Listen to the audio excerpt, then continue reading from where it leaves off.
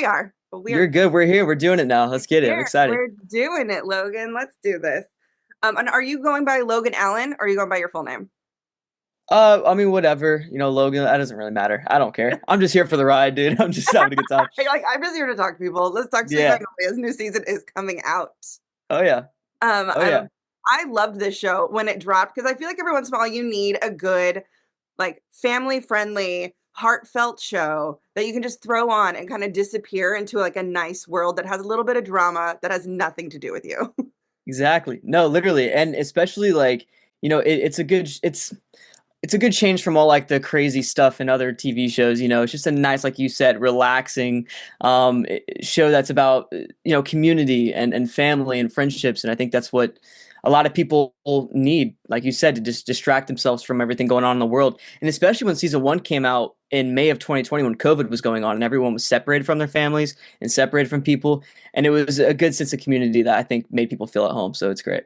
Absolutely. And it's got some of my favorite people. Like I loved Brooke since Drop Dead Diva. I don't know if you Oh ever yeah, saw her in that. yeah, yeah. Heather Headley is one of my like Broadway icons. She's So, amazing. right? And like the cast is so good. And one of my favorite things is that they do not forget about the kids. So, with Kyle and Ty, like it's very easy to throw kids aside and make sure like, well, they have them. We have to make a family. But I love that you guys actually each have your own focus and each season your character is growing. And I haven't been able to see any of season 4, so I'm talking to you about this blind. Yeah. Yep. So talk to me a little bit about where Kyle's going because at the end of season 3, he had his own like heartbreak surprise like love His story. own Shakespearean, yeah, love story. Yeah. Yeah, no, it's great. I haven't seen any footage either from season four except for the ADR for like the post-production that I've done. So I'm kind of with you on seeing what it looks like. Yeah, I think what's so much fun about Kyle in this season is he's growing up. He's getting older, and we've seen that each season, but now he's really becoming a young adult. And now that he's in that new relationship and especially at his age, everything becomes more mature. And when you gain maturity, you also gain responsibility, and with that responsibility comes a lot of different things you have to juggle in life.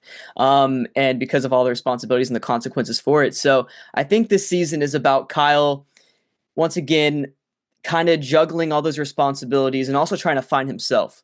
And he has a really cool character arc in this season about him actually finding himself, and I think people are really going to enjoy that. And just seeing this character grow up on screen, he's not that little freshman, character that we saw in season one. Now he's like really becoming his own person. I think that's what makes the season great for the character of Kyle, and seeing, I mean, as the audience, it must be amazing, but just me alone playing a character from 2019 is when we first filmed season one, all the way to 2024 is when we did season four.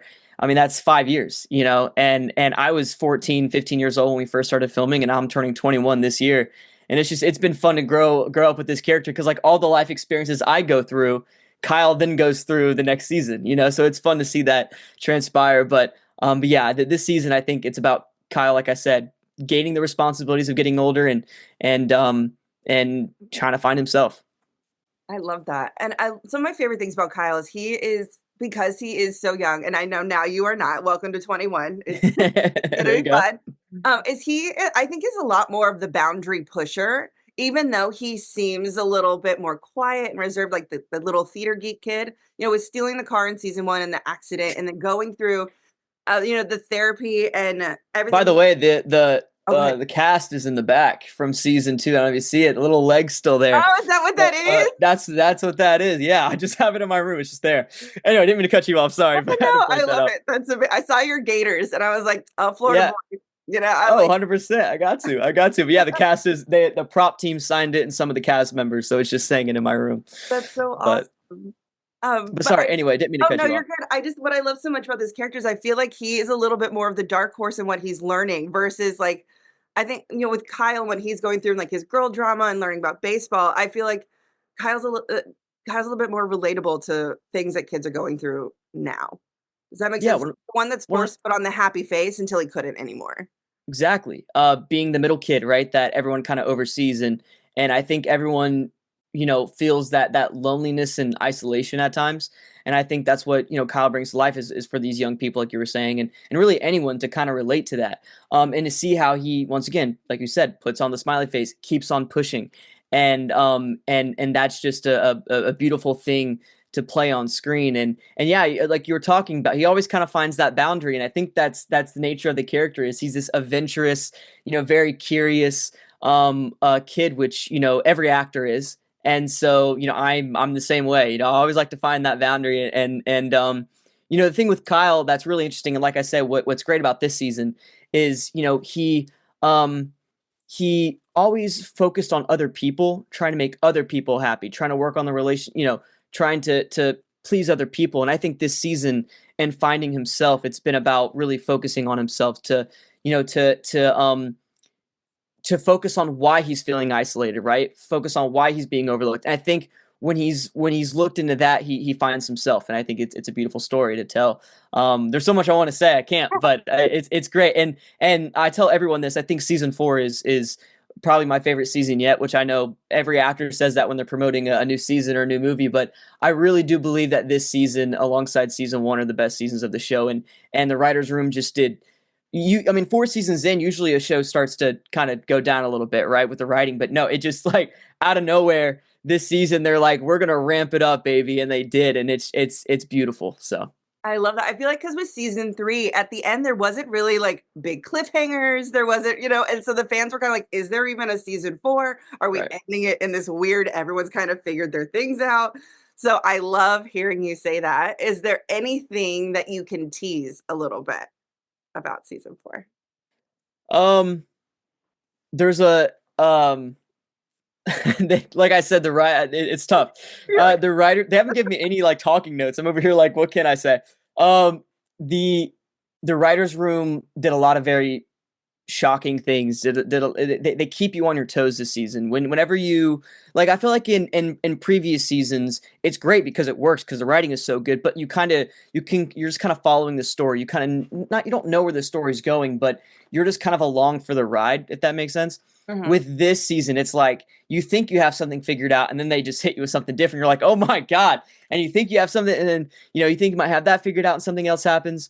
And I also think all these relationships that you see in the show are really hitting that next level. Now, do whatever you want with that as you please, but I think every relationship, every friendship that we love, every character dynamic, really takes a step forward in this season.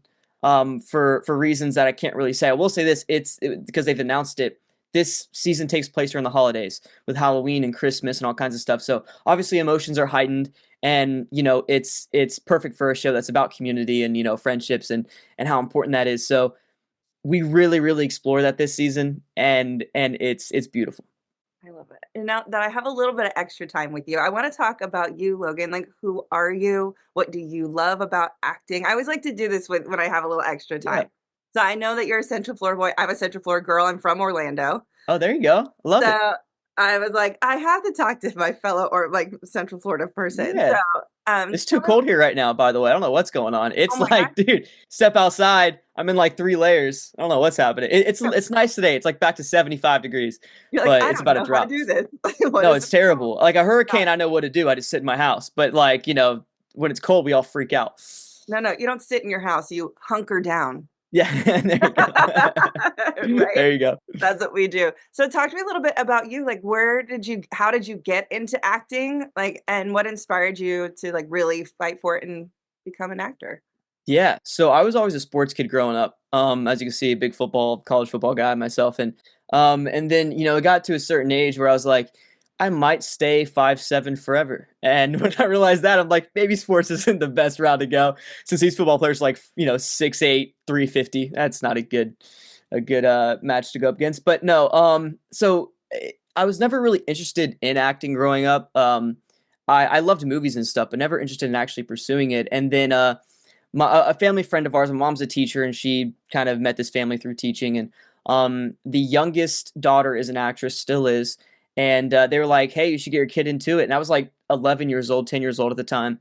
I think it was 10, and they were like, you should get your kid in at least modeling and see what happens. Because I looked just like Justin Bieber when I was younger. I mean, that's when Justin Bieber had like Boyfriend and all those albums, and he was killing it. And so I got just compared to him all the time, and they're like, I think you do really well. And because you know how Orlando, we have all the theme parks and Oh big yeah. tourist areas, so you know the commercials are always crazy.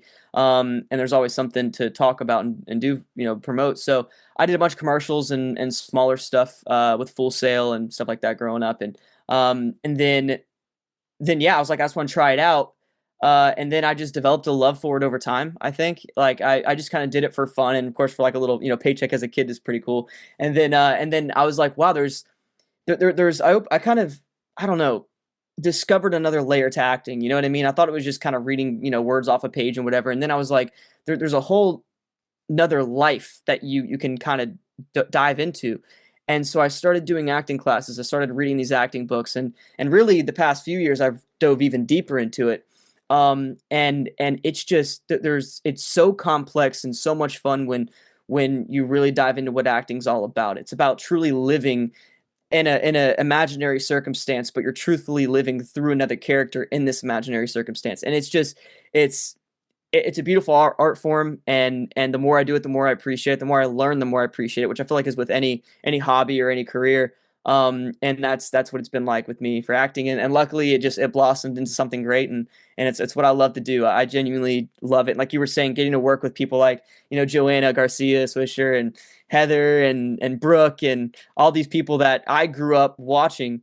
Jamie Lynn, it's just like all like, whoa, you walk in and you hang out with these people, and it's amazing. So yeah, I've the best job in the world. I love it. And like I said, it just kind of fell into my lap. So it's been amazing.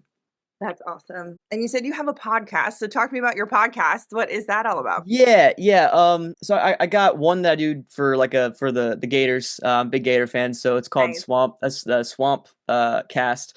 Me and my buddy just hop on every week, just kind of talk about that for a few hours. But me and my buddy do like a movie review podcast Mhm. called Actors POV. If you guys follow me on my Instagram, it's Logan Allen is the handle, and I post about it on there all the time. So yeah, we just review movies every not we try to do it every single week. Obviously we've got our own schedules that we're dealing with, but yeah, we have usually a movie every single week. We just hop on, and it's usually a new release that we see in theaters, and we just chat about it for like. We used to have like a extended, longer podcast that went on for like 2 hours, but we kind of brought it down to just like quick, 10 to 20 minute reviews, because I feel like that's what people like more nowadays with the Mhm. attention span. So we started doing that, and yeah, it's been great. It's been a lot of fun. So it's always something new each week. I love it. So then what is your favorite movie of 2024? What's your favorite movie that came out last year?